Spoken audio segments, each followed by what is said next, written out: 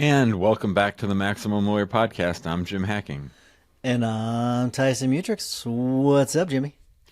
Oh, well, Tyson, life is good. Summertime, summertime. My daughter just finished eighth grade today. It was her last day of school. Two of the three boys are home for the summer, so life is good. It's interesting to me because like our kids, they started summer school today, so they were out last week, and they're not going to go the whole summer. But we wanted to get Jackson especially acclimated to middle school because it's a big deal. So they're going to go a couple days this week, and then maybe a couple days next week, and then periodically throughout the summer whenever we need a little bit of child care coverage. But yeah, you're right. Life is good. It's exciting. You want to go ahead and introduce our guest today?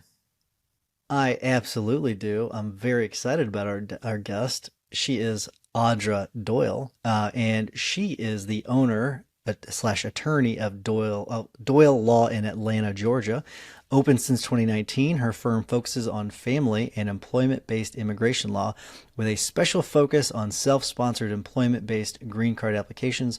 Audra has been practicing immigration law since 2007 and is a recipient of the AILA Pro Bono Benefactor Award, and we'll get into more later on. Audra, thank you and welcome to the show. Thank you so much. I'm thrilled to be here and hope you guys are doing well. Thanks, Audra. Hey, Tyson, your mic is a little low. It's like Is that better? much better. Thanks. Oh, yeah. Thanks for letting me know. Sure. So, Ms. Audra, Yes.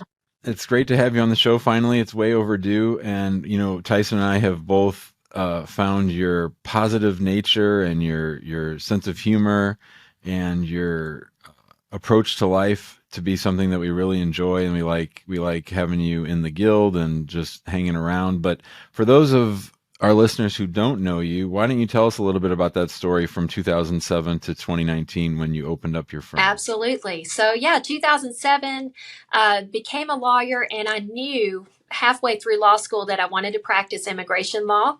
I specifically knew that the type of cases that were my favorite, and I'm lucky enough to have been able to stay in that field the whole time, which is U.S. immigration, family, and employment based cases. Particularly, I enjoy working with folks who are sponsoring themselves. So, scientists, entrepreneurs, artists, musicians, all those types of people that don't have a job where they would be able to be sponsored by an employer. That is my niche. I just love it. And one thing that I love about immigration law is getting to meet so many interesting people from around the world. So it really does check all my boxes. So 2007, I started out with a boutique law firm, had a high client load, downtown Atlanta, corporate job.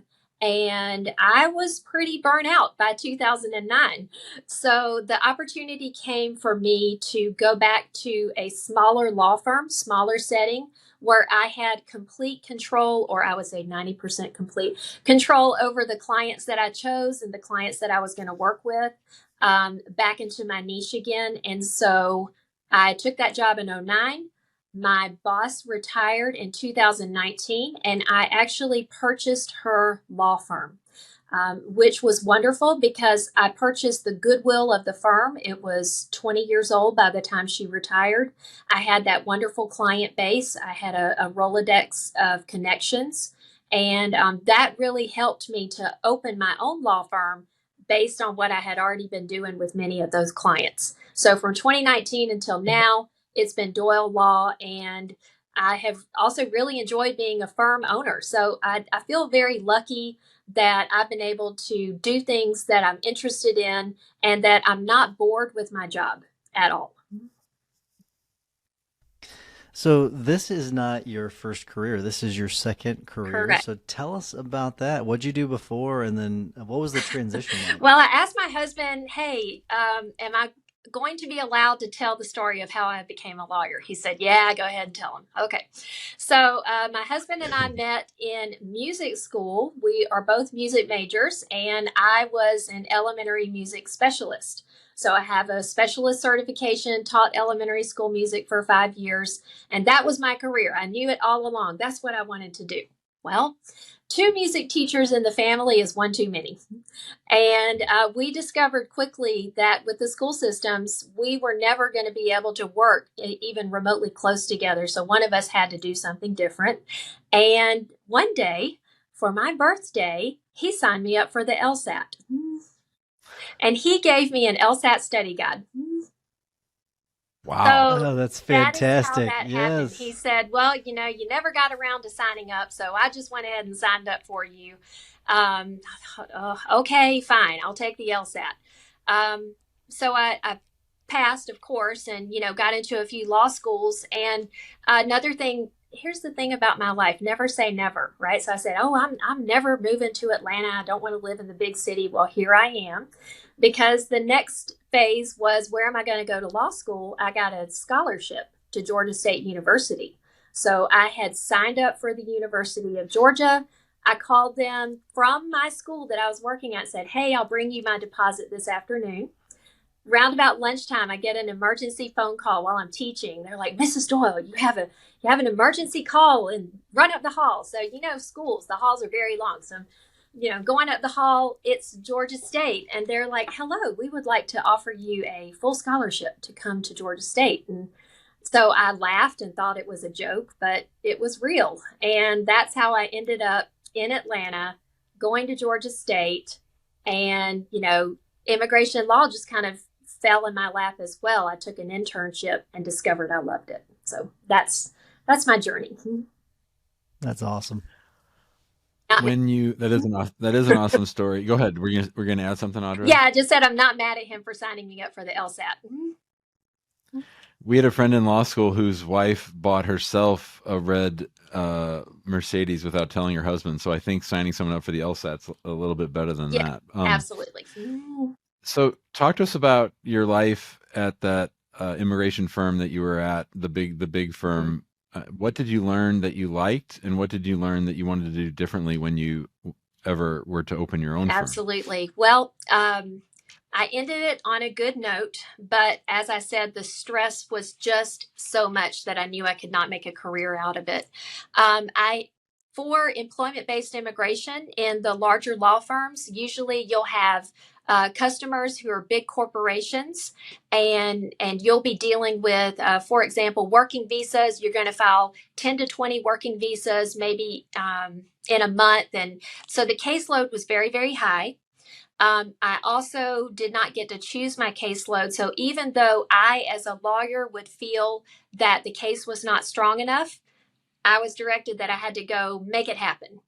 Even if the facts are bad, the law's not on our side, etc. That's what the client wanted. So I felt like I was pretty constrained in what I could advise people to do and the types of cases that I thought were good to be filed with immigration. And the hours were just really long as well. The commute was really long. And after a while, I was burnt out. Now, what I learned at that firm was invaluable. I discovered that I really like the technicalities of immigration law. It gave me a very, very deep well of knowledge that I still use to this day. So I'm very thankful to have worked there and to have had that experience. Audra, what do you think now that you've got some years under your belt? Like, what do you think if you were to go back and do it all over again? What do you think you would have changed about how you've done things, if anything? Maybe you'd be doing it the exact same way. I just wonder because you've got some experience under your belt, right? So I just wonder what you'd change. I think one thing I would change is I would want to open my firm sooner than I did. I wish that I could have opened this firm maybe 2012 or 2013 instead of 2019, because I feel like I'm just getting started. Even though I'm in the middle of my career, I'm just getting started as a business owner, 3 years in. And I feel like I would have been further in my career, in my business, than if I had started earlier. So that's one thing I would definitely change. As far as the field, I love it. One thing about being an immigration lawyer, it doesn't translate very well to other things. So, if I wanted to add a practice area, I think it would be a lot of work to go out and learn another practice area at this point. Audra, I was wondering if you'd be willing to share sort of where your clients come from, and then if you could tell your TikTok story, if you're willing. Absolutely. And I have big news about the TikTok story. So I'll share that at Nice. the end. Okay. So I would say it's half and half at this point. My clients definitely are those referrals, all those relationships that I've made from the old firm. And then the other half, I have had to be really nimble. I have had to get savvy. And I started doing that in 2020 when business just about dried up. I had to move, I had to pivot, figure out how to get clients because people were just not calling. So I decided, first thing was to post something on Facebook every day. Started doing that. Then I heard about TikTok and I saw these dancing lawyers on TikTok. That's not me. You will never catch me dancing on TikTok. But I thought, you know what? I have something to say. I have information to share about how to get through this process the right way, the wrong way, do's and don'ts of immigration. So I said, I can make a 15-second video. And it's so easy. With your knowledge area, it is so easy. You could sit here and talk here for 8 hours about what you know. And so it was easy for me to figure out how to break that down into a 15-minute clip, smile, be engaging, look at your clients. And I figured out that, yes, I can do that. So I started posting one TikTok every day, one Facebook post, one TikTok, and I dedicated myself to that. Jim, previously, while I was still at the old law firm, I had opened a YouTube channel. So that was already underway. So I noticed that my TikTok channel blew up. It was really amazing. I think I had like 65,000 followers on TikTok, and then they shut my channel down. It was horrible. It was last fall. I was receiving cold calls. About half of my cold calls were coming from TikTok. So that deep sixed my cold calls right there. It was really terrible. And I had to once again pivot. So I opened up another channel. I figured out what was the problem. And I think it was putting my business phone number on the TikTok channel. So heads up, everybody. I'm pretty sure that's why they shut me down. They kept saying, you're listing personal information. And I kept going, what are you talking about?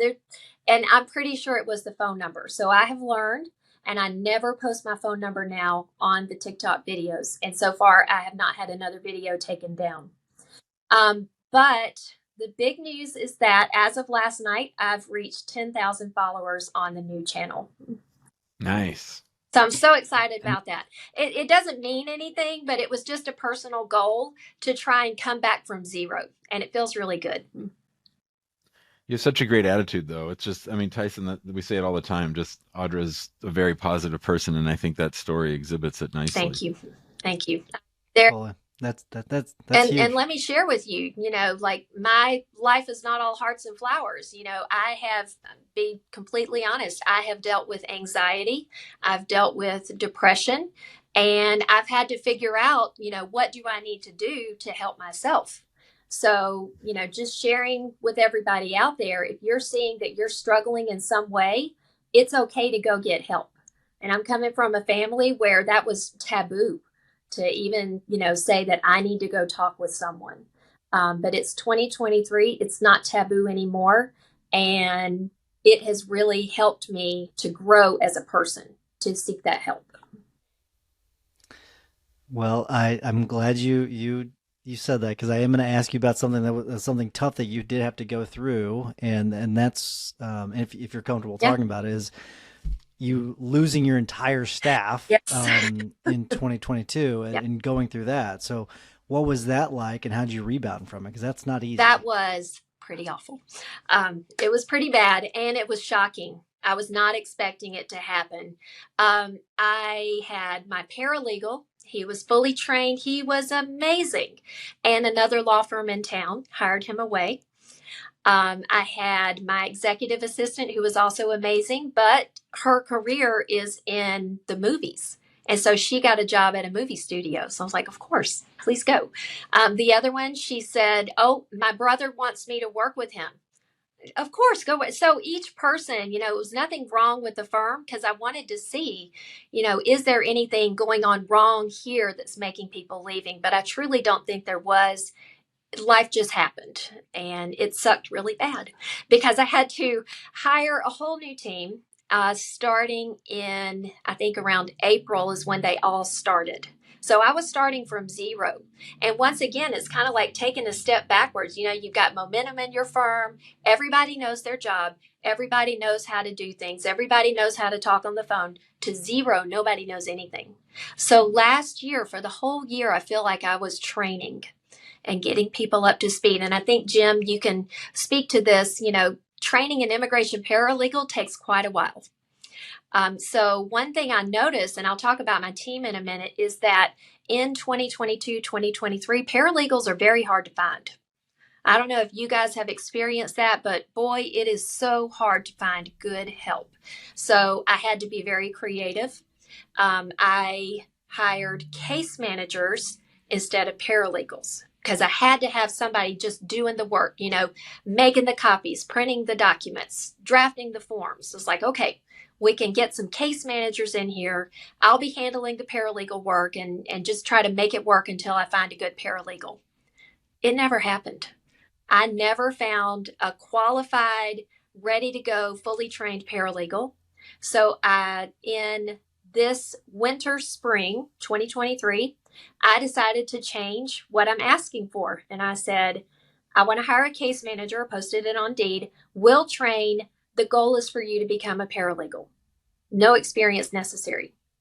I got so many applicants of people who want to be a paralegal. They have zero experience, no immigration experience. And I found a gem. But she had never been a paralegal. So my previous ad wasn't working. She never applied, but she actually went to law school in Brazil. So I know she's got the legal mind that I can train and turn her into a paralegal one day. We've had the exact same experience. We've run the same job posting, one as an admin, one as a paralegal, but the description is exactly the same. It's the title of paralegal that puts people off because they think they need to have a paralegal certificate. Exactly. Yep. It was just a ghost town with applicants. And then I made the change, said, we'll train. You can start from zero. I just need to have somebody with the brain cells up there that can, learn and grow and be willing to do some tough things with immigration. And I found somebody that I really hope is going to stay with me a long time. You're listening to the Maximum Lawyer Podcast. Our guest today, Audra Doyle, immigration lawyer extraordinaire out of Atlanta.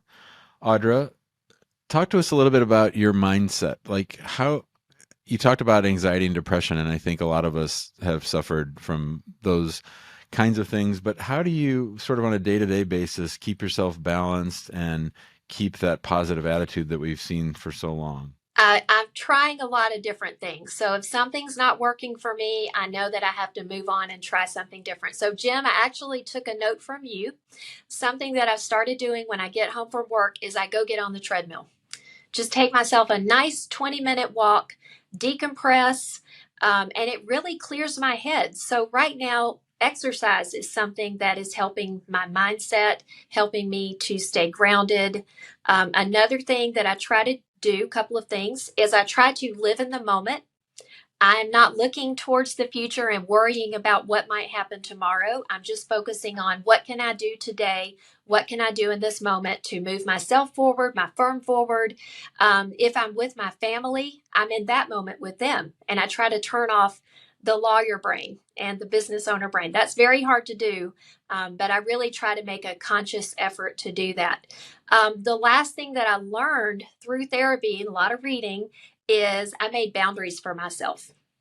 I'm from Georgia. I am a woman. I was taught that there are no boundaries, and anything that anybody tells me to do, that's what I need to go do, right? I don't think I gave myself permission to say no. And these days I have boundaries. I know, I can't do everything. And I give myself permission to say no, to not take on difficult cases, to make sure clients are staying in their lane, as we say.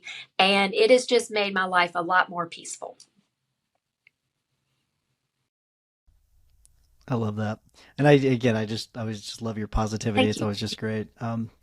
So what's on the horizon for you? Do you have these big grand plans of having this massive immigration firm, or are you wanting to sort of stay smaller? What are your plans for the I future? have a really clear plan and vision, and I've been open since 2019 and I haven't met it yet. So until I do that, I don't want to make my vision any larger. So I want to have my firm to a place where I do not have to physically be here telling everybody what to do all day long. That's the goal. And now I feel like I have a team where I can start to really push towards that goal. And that will, I want to give myself more freedom to be the finder and not the minder. And I remember that old podcast you guys did, those three things: finder, minder, grinder. So last year I was just grinding it out. This year I am minding a lot more. And in the future, I would like to be the CEO. I want to, be looking over the firm and possibly even have an attorney to start signing the forms instead of me. Because if I'm the only attorney here, I'm never going to be able to let go of everything like I need to. So I think after this paralegal, really takes off, the next hire for me should be another attorney.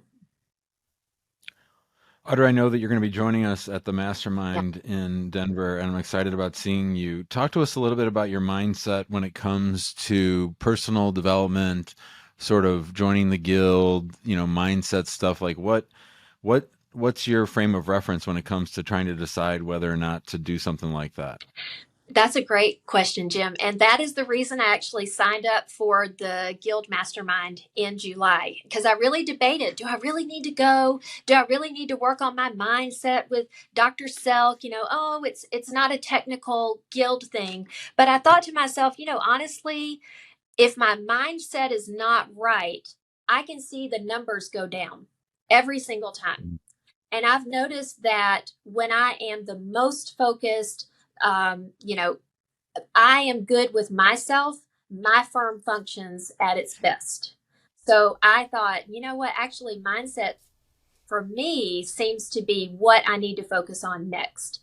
Because in this job, you can get lost in the day to day. I was telling Tyson, before we started that today I had a bunch of mushrooms pop up. You look out in the yard at night, there's nothing. You look out 1 minute later, there's mushrooms everywhere. Well, that's how the day went. And so dealing with all those little issues has taken my mind off of what is on my calendar, what I need to be focusing on, making my YouTube video, new business development.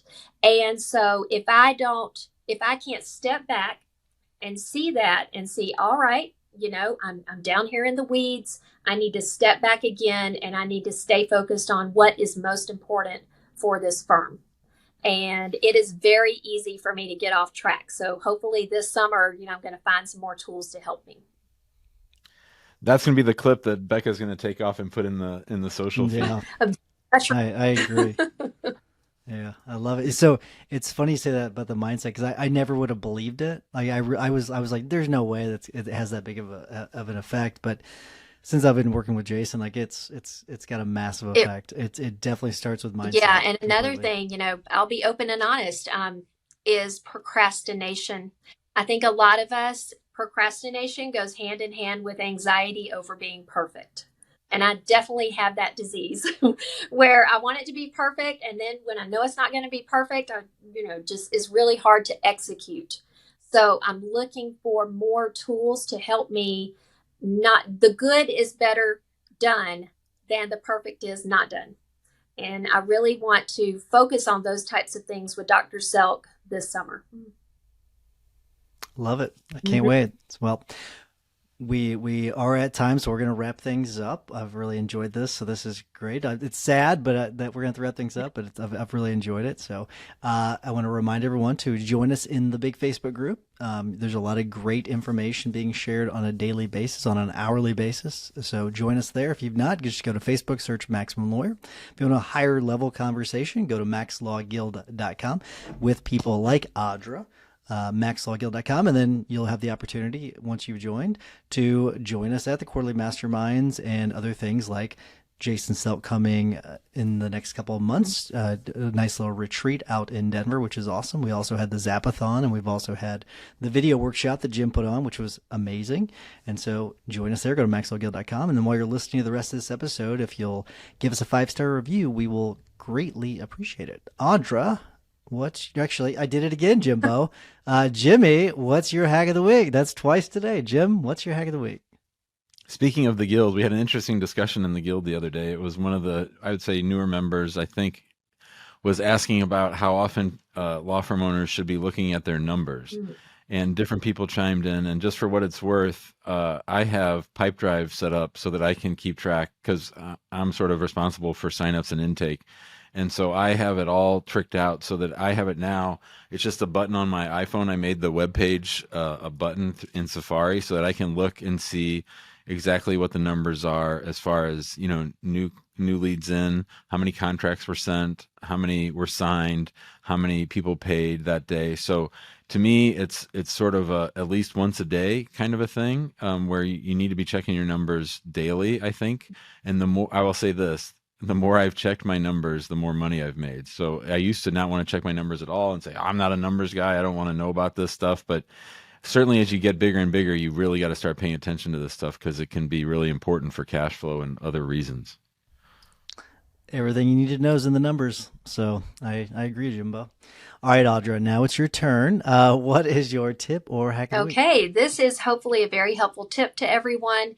I got tired of answering the same questions all the time. So what I did was made a series of videos on YouTube, and they're unlisted, so they're only for my clients. And it answers common questions. So a client will say, oh, I've got a biometrics appointment coming. What's going on? What do I have to do?